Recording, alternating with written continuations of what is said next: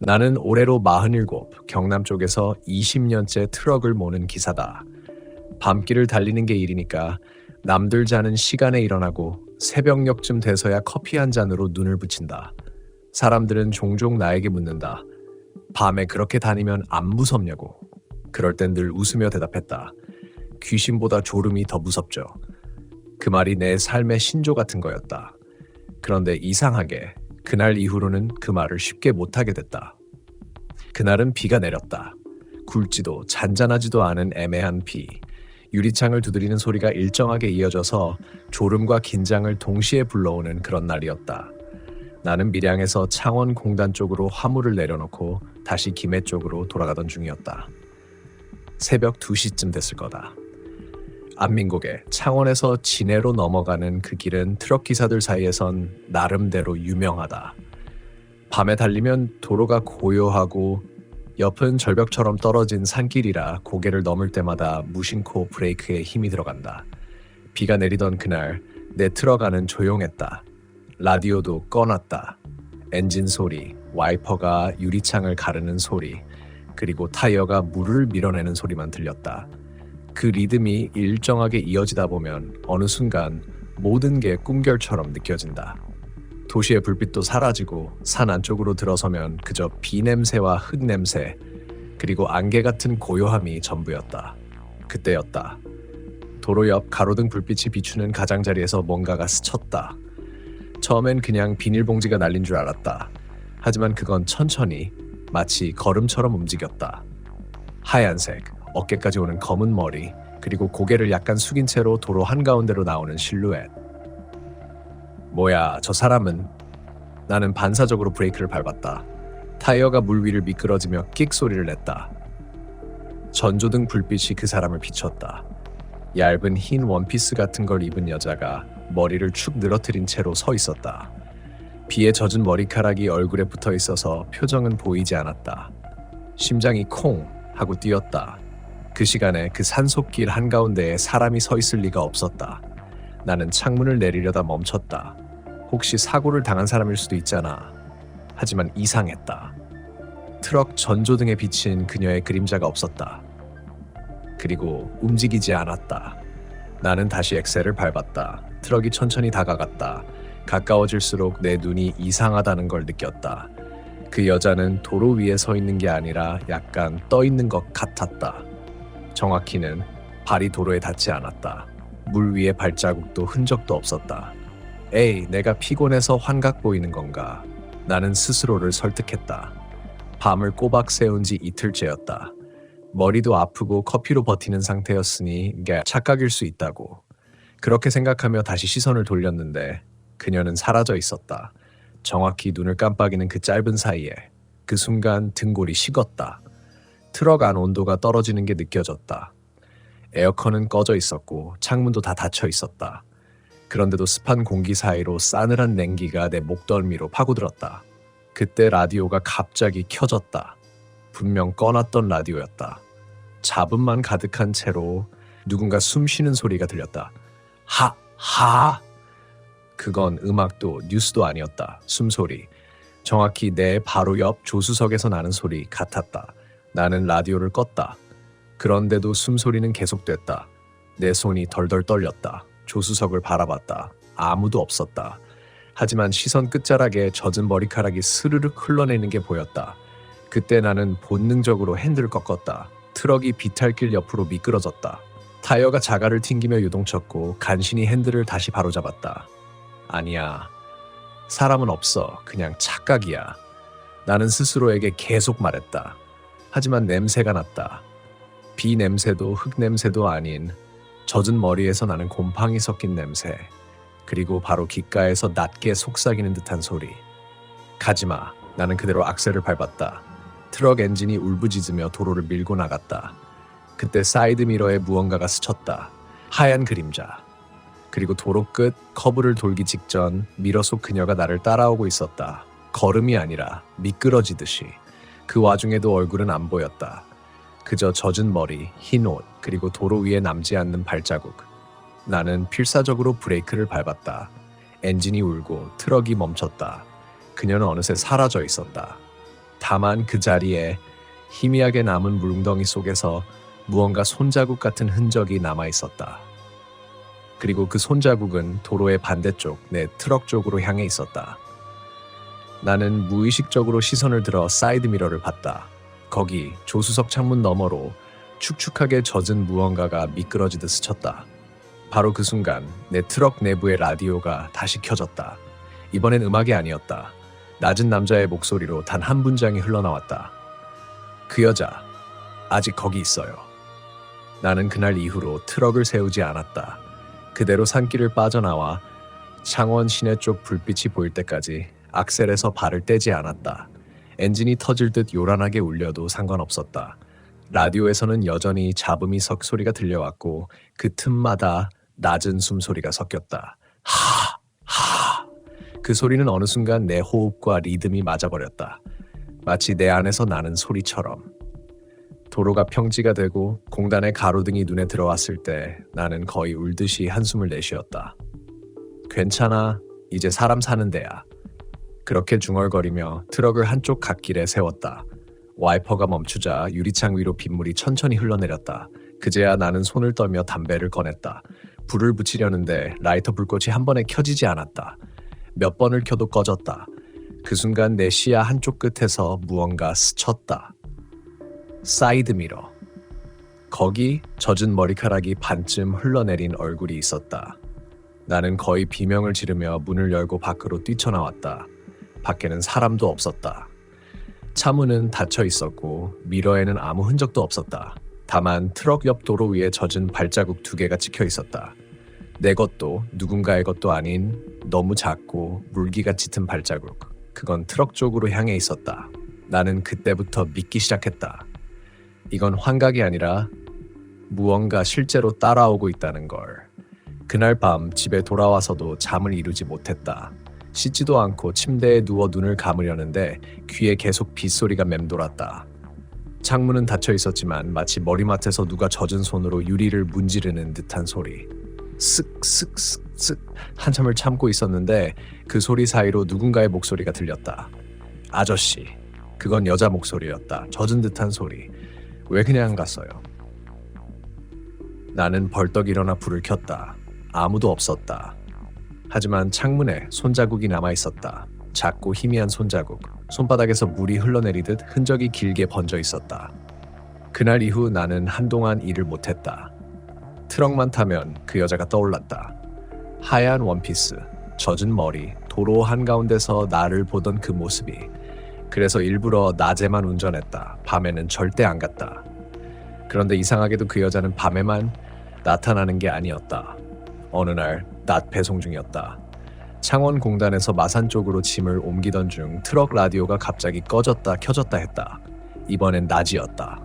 하늘이 맑고 햇빛이 쏟아지는 한낮이었다. 하지만 라디오 속에서는 그때와 똑같은 잡음이 흘러나왔다. 그리고 그 익숙한 숨소리. 나는 즉시 라디오를 꺼버렸다. 그런데 그때 조수석 쪽에서 물방울이 톡 떨어졌다. 유리창은 닫혀 있었고 차 안은 건조했다. 하지만 그 물방울은 조수석 시트에 닿자마자 검은 얼룩을 만들었다. 그리고 그 얼룩 속에서 희미하게 하얀 손자국이 떠올랐다. 그 순간 나는 직감했다. 그 여자가 다시 돌아왔다는. 그날 이후 내 머릿속은 엉망이 됐다. 운전 중에도 자꾸 백미러를 확인했다. 처음에는 아무것도 없었지만 일정한 순간마다 검은 머리카락이 스쳐 지나가는 게 보였다. 내가 눈을 돌리면 사라지고 다시 보면 또 나타났다. 그건 반복됐다. 몇 주를 그런 식으로 버텼다. 이젠 도로 위의 그림자나 반사광만 봐도 심장이 덜컥 내려앉았다. 그러던 어느 날 나는 견디다 못해 결국 동료에게 이 이야기를 털어놓았다. 같이 트럭 몰던 친구 선배기사 철수형이었다. 형은 잠시 내 말을 듣더니 담배를 한 모금 빨았다. 그리고 한참을 말이 없었다. 야, 너 안민국의 그쪽에서 그랬다고? 비 오던 날 새벽 2시쯤. 형은 그 말을 듣더니 얼굴빛이 굳었다. 그럼 그 여자 봤네. 뭐? 그 여자. 다들 한 번쯤 본다더라. 그 시간대에 그 비 오는 날이면 꼭 나타난대. 하얀 옷 입고 젖은 머리로. 근데 절대 멈추면 안 된다더라. 나는 그 말을 듣고 등골이 서늘해졌다. 왜? 그 여자가 예전에 그 고개에서 죽었거든. 히치하이킹 하려다 사고 났다더라. 근데 문제는 그 이후로 멈춘 사람들은 형은 말을 흐렸다. 그 이후로 어떻게 됐는데요? 다 며칠 안 돼서 사고 났어. 트럭이 고장 나거나 갑자기 급브레이크 밟다가 미끄러서 이상하게 다들 같은 말 했대. 그 여자가 트럭 안에 있었다고. 나는 그 말을 듣는 순간 숨이 막혔다. 그때 떠오른 게 있었다. 그날 새벽 라디오에서 흘러나온 그 목소리. 그 여자 아직 거기 있어요. 그 말이 의미하는 게 뭔지 그제야 알 것 같았다. 거기는 도로가 아니라 내 트럭 아니었다. 그 후로 나는 미친 듯이 트럭을 청소했다. 시트를 다 뜯고 매트를 바꾸고 라디오선까지 뽑았다. 하지만 아무리 해도 그 냄새는 사라지지 않았다. 젖은 머리에서 나는 곰팡이 섞인 냄새. 그건 내 코에, 옷에, 손에까지 스며들었다. 밤에 잘 때마다 귀에 빗소리가 들렸다. 심지어 비가 오지 않는 날에도. 그리고 침대 옆 창문에 손자국이 다시 찍혀 있었다. 한 손자국. 그리고 그 옆에 물방울 하나. 그때 깨달았다. 그 여자는 도로에만 있는 게 아니었다. 내가 멈췄던 그 순간 이미 트럭에 올라탔다. 며칠을 고민했다. 도망쳐봤자 결국 그 여자는 사라지지 않았다. 트럭을 세워도 불을 꺼도 심지어 집을 옮겨도 그녀는 따라왔다. 어떤 날은 잠결에 내 발목을 잡는 느낌에 놀라서 깼다. 불을 켜면 아무도 없는데 시트 끝이 젖어 있었다. 냄새는 점점 더 짙어졌다. 그리고 그 냄새 속엔 어쩐지 흙과 피가 섞인 금속 냄새가 섞여 있었다. 결국 나는 결심했다. 한 번 더 가야겠다. 안민고개로. 그곳으로 가면 뭐가 됐든 끝낼 수 있을 것 같았다. 무섭고 미친 짓 같았지만 이대로는 내가 먼저 미쳐버릴 것 같았다. 그날 밤 트럭 시동을 걸었다. 공단 불빛이 멀어지고 도로가 어두워질수록 내 손에 땀이 났다. 라디오는 꺼놨다. 하지만 아무 소리 없는 그 고요가 더 무서웠다. 엔진 소리가 허공에 울리고 유리창 밖으론 안개가 천천히 밀려왔다. 안민국의 초입, 도로 표지판이 희미하게 빗속에서 빛났다. 안민국의 2km. 그 순간 라디오가 혼자 켜졌다. 치직, 칙, 그리고 낮은 숨소리. 하! 하!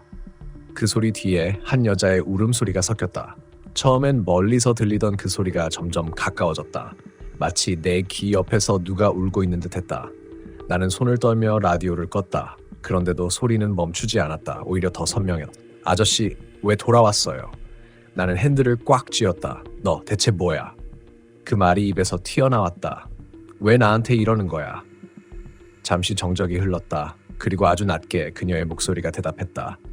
나 그냥 집에 가고 싶었어요. 그 말이 들리는 순간 내 시야가 흐려졌다. 트럭 헤드라이트 불빛이 안개 속에서 번졌다. 그 빛 속에 여자가 서 있었다. 그날 본 그 모습 그대로 젖은 머리, 흰 원피스, 그리고 고개 숙인 채로. 나는 브레이크를 밟지 않았다. 그냥 그대로 서서히 트럭을 멈췄다. 비는 점점 새졌고 유리창 위로 물이 흘러내렸다. 그녀는 도로 한가운데서 움직이지 않았다. 가까워질수록 내 귀에 들리는 울음소리가 진짜 소리인지 내 심장 소리인지 구분이 안 됐다. 나는 운전석 문을 열고 밖으로 나갔다. 찬 비가 얼굴을 때렸지만 이상하게 무섭지 않았다. 그녀는 여전히 고개를 숙인 채였다. 당신, 왜 나한테 온 거야? 그녀는 천천히 고개를 들었다. 그때 나는 처음으로 그녀의 얼굴을 봤다. 피가 거의 다 빠진 듯 창백한 얼굴. 입술은 새파랗게 질려 있었고 눈동자는 흐릿했다. 하지만 그 눈동자 속에는 분명히 두려움이 있었다. 그녀가 낮게 속삭였다. 차가 나를 쳤어요. 뭐? 내가 도로에 있었는데 트럭이 그냥 지나갔어요.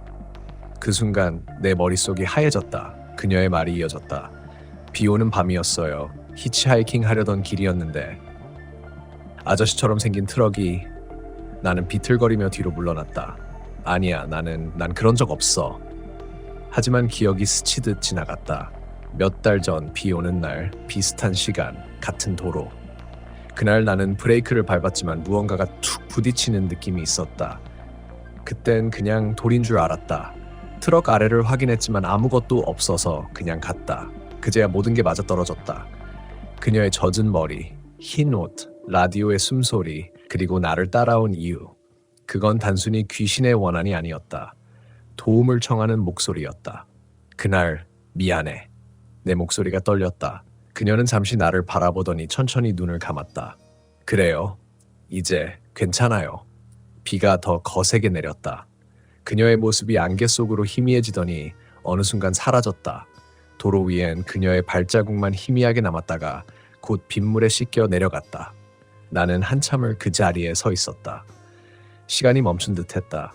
심장이 다시 뛰기 시작했을 때 내 뒤에서 라디오가 켜졌다. 이번엔 잡음이 아니라 조용한 피아노 소리가 흘러나왔다.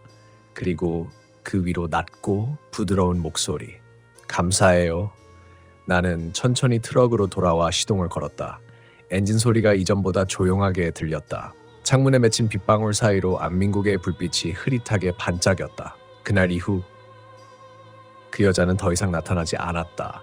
트럭 안 냄새도 라디오 잡음도 사라졌다. 다만 가끔 비 오는 밤에 그 길을 지나면 왠지 모르게 라디오에서 피아노 소리가 들린다. 그리고 그 순간마다 나는 조용히 브레이크를 밟고 속도를 늦춘다. 그건 두려움 때문이 아니라 미안함 때문이다.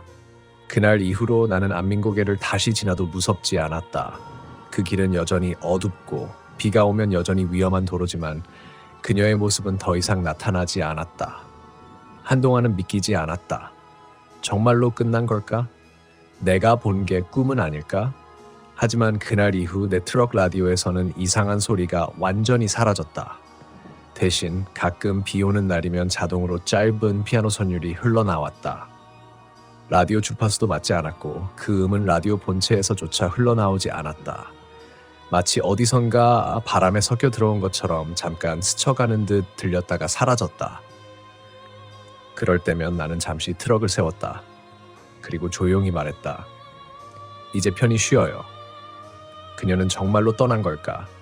그렇다고 믿고 싶다. 하지만 그 일을 겪고 나서 나는 예전처럼 무심하게 운전하지 못하게 됐다. 비 오는 밤이면 앞도로에 무언가가 스쳐 지나가면 무조건 속도를 줄인다. 심지어 아무것도 없을 때조차. 사람들은 그걸 두고 겁이 많아졌다고 웃지만 나는 알고 있다. 그건 겁이 아니라 기억에 대한 예의다. 몇 달 뒤 우연히 휴게소에서 마주친 다른 기사에게 그 이야기를 했다.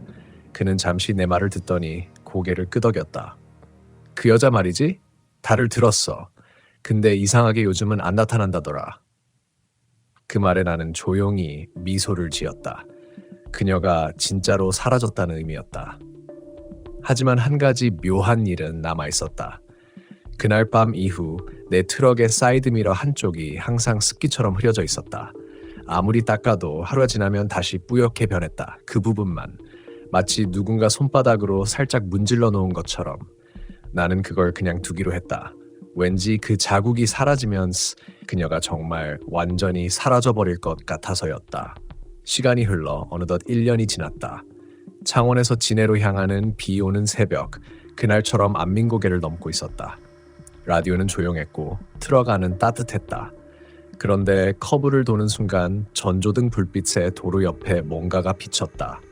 처음엔 사람인 줄 알고 놀랐다. 하지만 이번엔 달랐다. 그건 도로 위에 세워진 작은 꽃다발이었다.